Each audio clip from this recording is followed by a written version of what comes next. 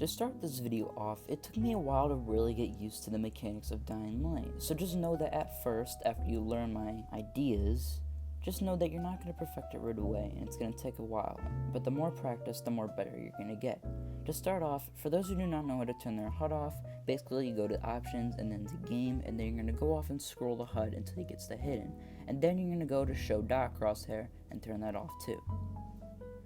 Basically, I do this because it looks a lot nicer, and I know a lot of roleplays don't do this, but I find it just makes it more cinematic, and it makes you more intrigued and involved with what's going on in the world. Today's video, in the context of what's going on, is all about ideas. I'm not here to give you specific ideas of what you should do. I'm here to give you ideas for your own terms so you guys can use this to your own advantage in your roleplays. Having cinematics really divides from the rest of the community and really stands out in a lot of ways, and if you perfect it, you'll really get a bigger audience from it.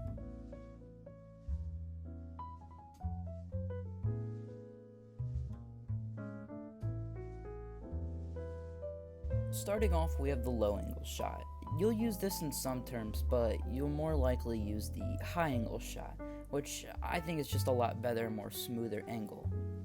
The low angle shot can be used for a lot of different situations, but it's kind of more of the oddball nitpicky kind of shots. This is an exercise that I recommend attempting when you're trying to first get used to kind of getting that smooth kind of animation. But wait. If we go back to the shot before, you can see between the feet the legs are crossed, but when it cuts to this shot, the legs are open. You guys want to make sure you're on top of this stuff so it's not as confusing. Now we have a moving low angle shot. Once you've started getting used to doing the exercise and getting used to the basic mechanic, you can start getting shots like this. You just don't want to fall off. I've done that too many times already. You can also get like a dark silhouette in a hallway, like a black figure for a horror film. There's a lot of ideas you can come up with in Dying Light, you just really have to put your head to it.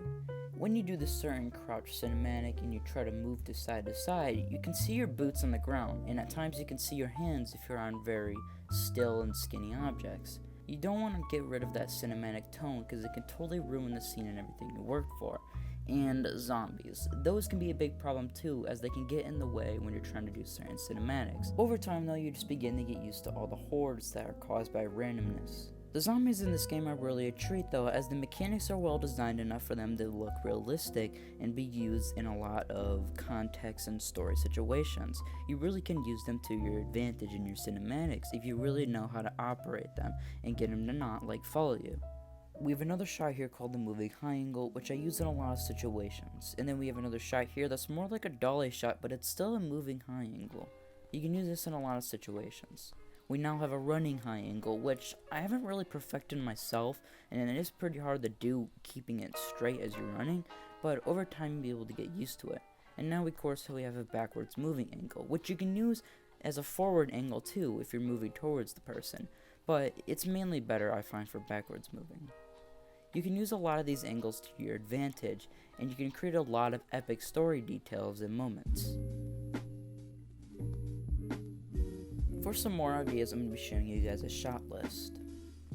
We have a close-up, which can be used for up-close facial expressions, even though they aren't really in the game. As you're talking, you can show a lot of more character and depth, and it can make you have feel for what the scene is about. A lot of these shots you can really find their place in the dialogue, which you really have to pay attention to when you're scening everything too. Everything you've seen today has had its own place in my series, and I appreciate you guys for really sticking along and really being curious about how you can really expand upon the usual Dying Light roleplay, and you can really move outside the borders that you thought were just make a simple first-person roleplay. But no, you can really expand upon that and you really make things your own. Now, we have a dead character shot, which was made in the epilogue, and it wasn't really hard too. We've actually used this in a couple scenes before. I believe it was in episode 3 when we did it. But basically, you can use an explosive, and you can kind of kill the character, or you can use fire, as in like a Molotov. Basically, you're going to wait for the fire to go away, and then you can kind of wait, but the character will do this awkward animation for a bit, but after that, your character will just die. And it looks cool. It looks like that character died, and you can really create like a big kind of emotional moment from this. But they disappear. I got some questions before on how I did some of the scenes where there was more than 3 characters in the scene.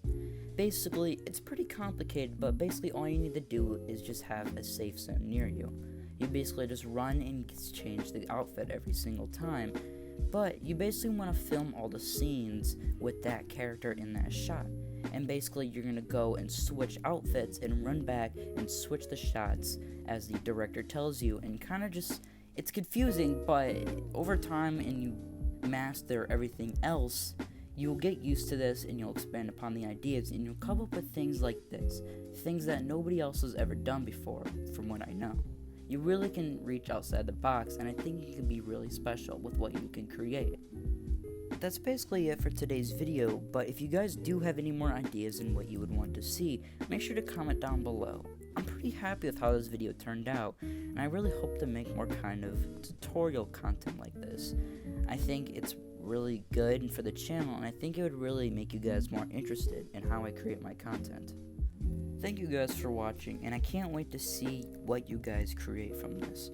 I hope the community comes back alive when Dying Light 2 releases and we could see a lot of cinematics being used, but that kind of depends on what the game really is.